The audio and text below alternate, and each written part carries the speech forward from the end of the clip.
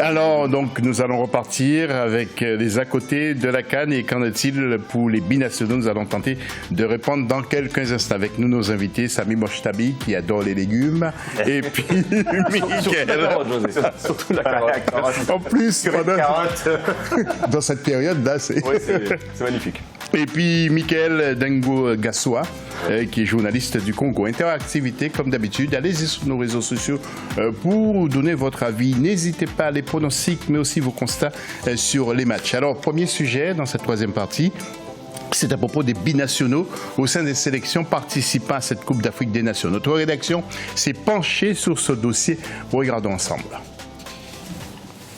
Nombreuses sélections africaines comptent sur le renfort de joueurs binationaux à la CAN. Ces dernières années, nombreux sont ceux qui optent pour cette nouvelle tendance qui consiste à revenir au pays pour participer à une compétition continentale ou internationale. Des binationaux garnissent une nouvelle fois les rangs des 24 équipes qui se disputent la 32e Coupe d'Afrique des Nations en Égypte. Né à Sète, au sud-est de la France, d'une mère algérienne, l'attaquant de Montpellier, Andy Delors, a rejoint la liste des 23 Fennecs. Mbaïnian, ancien espoir du football français, s'engage pleinement pour le Sénégal. Le joueur rennais est désormais un fer de lance de l'attaque des Lions. Fort de son expérience, le défenseur de l'Olympique lyonnais, Jérémy Morel, 35 ans, est arrivé chez les Baréas de Madagascar en octobre 2018. Le gardien de but du Sili national de Guinée, Nabi Yatara, le portier de l'AS Excelsior de Saint-Joseph sur l'île de la Réunion, va disputer sa 4e Coupe d'Afrique des Nations à l'âge de 35 ans. Les Aigles de Carthage de la Tunisie ont accueilli Marc Lamti, un joueur d'origine allemande, membre des équipes des jeunes du Bayern Leverkusen en championnat allemand, entre autres. Par ailleurs, l'arrivée de ces derniers en sélection sera d'un grand apport pour les équipes africaines.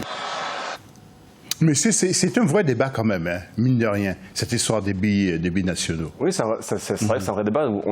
On aurait pu aussi citer Ziyech, par exemple, du Maroc, qui lui vient... Qui joue en Hollande, qui joue à Amsterdam, à l'Ajax, pardon. Moi, pour être honnête, j'ai aucun problème avec ce genre de pratique.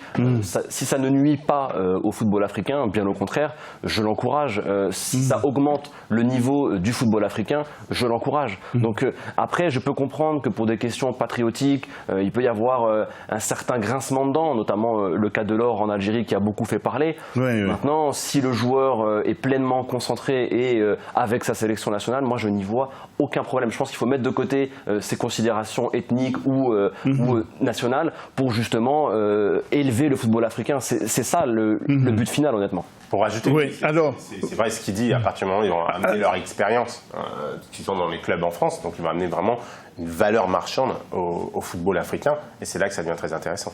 Je pense qu'au Sénégal, peu regrettent justement le changement de nationalité sportive de la part de Mbanyang, et on l'a vu quand même à la Coupe du Monde 2018, il a beaucoup donné pour son pays. Donc voilà, je pense. Mais il y a des conséquences aussi pour les joueurs locaux, bien sûr. Pour les joueurs locaux, mais après donc, on prend les meilleurs ou on ne prend pas les meilleurs? C'est là où est la question. Pourquoi privilégier des joueurs locaux au détriment des binationaux qui ont peut-être un meilleur niveau? Moi, parce qu'un binational, il vient jouer, mais après il repart dans son pays de naissance. Donc il n'est plus concerné par les problèmes du pays. Il va revenir dans un pays où il joue en club, où il est professionnel. Après, rien ne l'empêche, s'il est sélectionné, pourquoi refuser une sélection en équipe, en sachant qu'en équipe de France, c'est déjà très compliqué. Si son autre pays d'origine ou son pays l'aîné, pourquoi refuser une proposition de sélection s'il peut apporter une valeur ajoutée? Mais le cas de Delors, je ne dirais pas que je partage l'avis des Algériens, mais quelqu'un qui ne s'est jamais préoccupé de la situation du pays, enfin il y a tout ça qui rentre en compte et qui débarque comme ça pour... Je peux comprendre parfaitement. Maintenant, le débat Delors, soyons honnêtes, si aujourd'hui Delors marque en quart de finale de la CAN pour l'Algérie et les qualifie, je pense que cette polémique, elle va disparaître, mais comme de la poussière. Et on le sait très bien, c'est comme ça, le football est très versatile et fait changer les esprits. Maintenant, José, vous avez dit, le joueur repart en Europe et continue sa carrière. Mais en Europe, une fois que le joueur est en Europe et qu'il a opté pour cette nationalité, c'est un Sénégalais, c'est un Marocain, c'est un Tunisien, et donc il aide à l'image du pays. Quand on voit Ziyech briller en demi-finale de la Ligue des Champions, on ne dit plus le Hollandais Ziyech, on dit l'international marocain. Quand on a vu Mbanyang performer en Europa League, on disait l'international sénégalais, et je pense que ça bénéficie aux pays concernés. Le Congo aussi a connu ça. Il n'y a que voir aussi. Même en boxe, en Égypte, il n'y a pas qu'en football, en boxe aussi. En athlétisme. En Égypte, c'est une star. Il joue, tout le monde il est considéré comme star. Donc je pense vraiment, comme il dit, ça a amené vraiment une valeur ajoutée au pays, ça a amené une valeur au foot football africain là-dessus. Et moi, j'ai aucun problème avec les binationaux. Demandez aux Tunisiens s'ils regrettent par exemple Santos, qui était brésilien, qui lui c'était un naturalisé. Je pense qu'il n'y a pas eu de problème de patriotisme quand il les a aidés à soulever la coupe en 2004. Ouais, tout à fait. Alors, messieurs, nous allons enchaîner avec le match Sénégal-Maroc. J'ai un doute, Sénégal-Maroc, c'est bien ça? Sénégal-Maroc, non? Non, je me disais bien, ça doit être Sénégal-Algérie. C'est Sénégal-Algérie, parce que j'ai eu deux coups de doute. Oui, nous allons voir d'abord, d'ailleurs, quelques images sur ce Sénégal-Algérie. Moi, j'ai trouvé qu'il y avait beaucoup d'agressivité, messieurs. Mais je pense que ça a été une des stratégies de Belmadi. Les Algériens ont haché le jeu pour justement essayer de garder une certaine équité dans les rapports, parce qu'on savait que le Sénégal, collectivement, allait peut-être être supérieur à l'Algérie. Je pense que la stratégie a été parfaite. Les Algériens sont rentrés. Je trouvais qu'ils étaient trop durs, parce que j'ai l'impression, comme on dit, parce que nous avons tous été footballeurs, ils venaient pour casser. Je pense qu'ils ont vraiment essayé de limiter le jeu avec un rapport de force, vraiment un peu plus, justement, pour essayer d'éviter que le Sénégal distribue le jeu et rentre dans le match.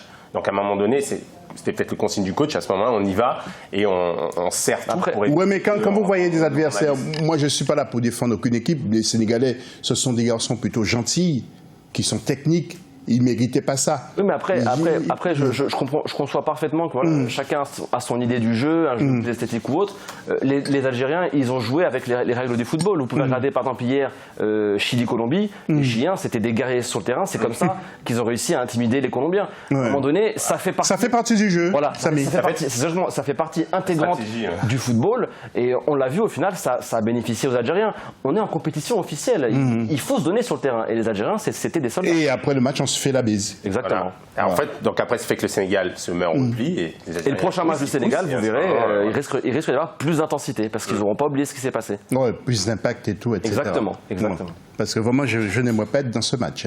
Personnellement, nous allons parler des infos de la CAN maintenant.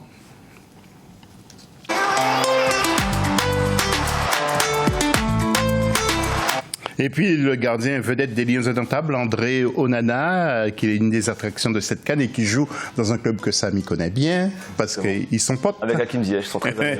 Exactement, l'international camerounais de 23 ans est revenu sur l'entrée en liste des champions titres et l'évolution du poste de gardien de but, et notamment la rencontre contre la Guinée-Bissau, en déclarant que c'était un match capital pour nous. C'est important de bien démarrer. Je tiens à féliciter le coach sur le travail du collectif.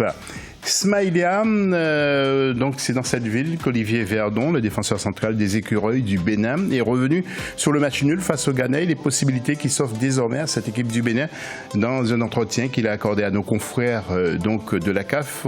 Il a dit qu'on y avait pensé, on savait que c'était important de bien démarrer cette compétition. Après, je pense que malgré le résultat 2 buts partout, il y a un peu de sentiment de frustration qui nous anime parce qu'on pouvait faire mieux. Vraiment, j'ai été étonné. Bénin-Ghana 2 partout. Ouais, c'était inattendu. Une belle surprise. Mais c'est pour ça qu'existe la CAN et que cette CAN est passée à 24, c'est pour avoir des surprises. Et maintenant un mot sur les postes fraîcheurs à cause des fortes températures qui règnent à cette CAN en Égypte et qui poussent d'ailleurs notre plateau était très chaud. Samy et Mickaël ont demandé un peu de clim. Oui. Ils ont peur aussi. Alors à propos de cette situation, le docteur Yassine Zerguini, vice-président de la commission médicale de la CAF, a rappelé que nous nous basons sur la réglementation FIFA. C'est une décision globale qui a été prise en septembre 2018. Nous utilisons un appareil spécial qui détermine la température ambiante, la température du globe, le taux d'humidité et d'autres paramètres selon une équation compliquée en mathématiques. Cela détermine ce que l'on appelle le WBGT, le Wet Bulb Globe Temperature. Vous connaissez ça? Non, Quel accent? Ouais. Et donc, ça, à l'instant. Et au-dessus, il disait le docteur, au-dessus du niveau WBGT de 32 degrés indiqué par l'appareil, nous réalisons une pause de réhydratation à 90 ou 60 minutes du coup d'envoi. Les responsables médicaux de la CAF mesurent la température et puis pendant la rencontre, l'arbitre peut arrêter le match en engageant tous les acteurs de jeu à se rafraîchir 30 minutes après le coup d'envoi et 15 minutes après la reprise de la seconde mi-temps. Vraiment des détails importants et précis. Hein. Mais on le voit qu'il y a quand même une énorme différence de qualité avec les premiers matchs de la journée et ceux de 19h et 22h quand même. Enfin, il y a quand même pas photo. Et d'ailleurs, le Tunisie-Mali était pour moi le meilleur match à cet horaire. Ça reste compliqué au niveau de l'intensité, de la répétition des courses. Moi, personnellement, quand je les vois jouer, j'ai mal et j'ai chaud. Mais j'ai mal pour eux. Ouais. Et messieurs, un petit clin d'œil sur les matchs de ce dimanche 30 juin, groupe A. Ouganda, Égypte, voilà l'Égypte qui revient à 21h au stade international du Caire, et puis Zimbabwe, RDC à 21h au stade du 30 juin aussi au Caire. Est-ce qu'il y a un combat entre vous et le voisin? Non, il n'y a pas de... Quand la RDC joue, le Congo... Oui, il y a toujours eu un combat... Mais dans le bon esprit, il y a un combat en sport. En sport, oui. Généralement, après le reste, mais ça a toujours eu un combat où on se tire un peu la bourre là-dessus. Ça a toujours été entre la RDC et le Congo. Ça, c'est normal.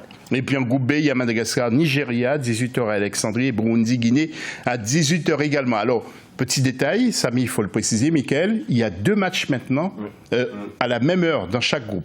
Pour favoriser l'équité, pour pas qu'il y ait de malversation. Exactement, pour qu'ils ne puissent pas avoir un téléphone qui sonne. Oui, c'est bon, c'est bon, on peut s'arranger.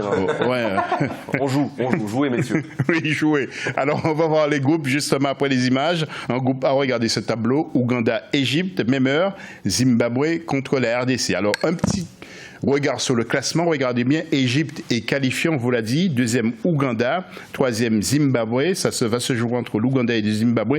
Quant à la RDC, eh bien la RDC peut commencer à préparer, à acheter des souvenirs d'Égypte. C'est pas fini, oui. Je vais très vite, trop vite. Non, mais avec 3 points, on l'a vu à l'Euro encore une fois, parce que c'est le tournoi référence à 24, c'est le seul qui est apparu avant la CAN. Le Portugal, avec 3 points, a gagné l'Euro au final. Donc le Congo a encore une possibilité. Maintenant, le Congo doit gagner son match face au Zimbabwe par le plus haut des scores possible. Et ensuite, advienne que pourra, mais ce n'est pas fini. Oui, Mickaël m'a laissé entendre avant l'émission qu'il ira allumer un cierge pour son voisin. Même deux.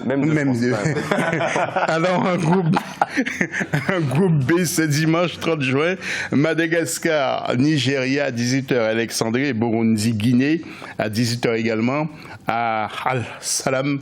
Au Caire, ça j'ai l'accent ou pas? Salam. Anglais, arabe, mais vous maîtrisez parfaitement aujourd'hui. Si vous me le dites, Samy, je vous crois.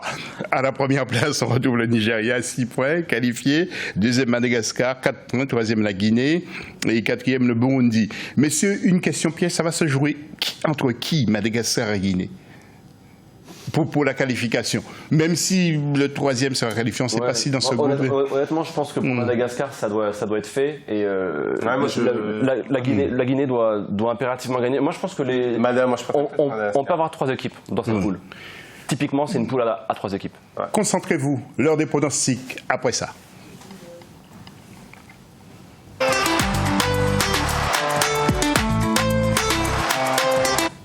Alors, Mickaël, on va commencer par vous. En groupe B, Mauritanie-Angola. Quel est votre score? Mauritanie-Angola. Moi, je donne 2-0 pour l'Angola.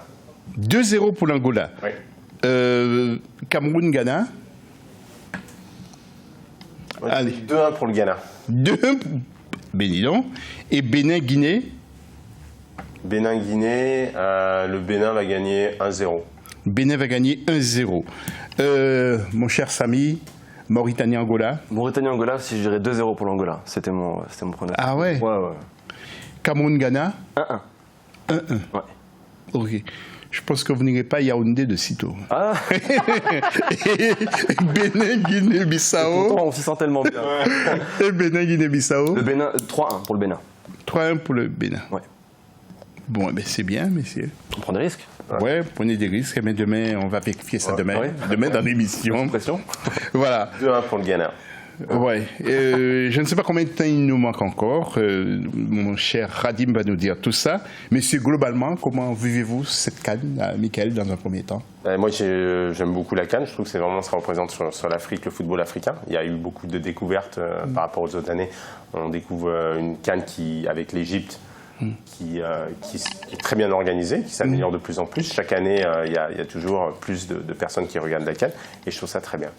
Ouais. Mon cher Samy, c'est le dernier mot. Cette CAN, un grand bravo à l'organisation. Ouais. Faut dire que les pelouses sont magnifiques. On a vu encore Messi hier qui se plaignait des pelouses en Amérique du Sud. C'est dire la progression des pelouses africaines. Maintenant, 2 petits bémols. C'est l'horaire. Les chaleurs sont quand même nuisent à la qualité du jeu. Et ce qui me déçoit aussi, ce qui me dérange un peu, c'est les stades vides. À part les matchs de l'Égypte et quelques affiches comme Maroc-Côte d'Ivoire où c'était à peu près garni, on voit quand même des stades assez vides. Et c'est quand même très dommageable quand même pour une compétition telle que la CAN. Merci, monsieur, pour votre participation à cette émission. Je voudrais aussi donc remercier tous ceux qui m'ont aidé, en passant par Radim, le chef de la coordination, et en passant par le jeune Brice, le supporter camerounais, et puis Loris, le supporter, je ne sais plus de qui, peut-être Tottenham. En tout cas, bravo pour votre travail, et puis on se retrouve demain. Même heure, même antenne pour un nouveau numéro. Ce sera, je crois, la 10e édition de cette CAN 2019 du côté de l'Égypte, CAN Total. Bonne journée et bon week-end. À demain.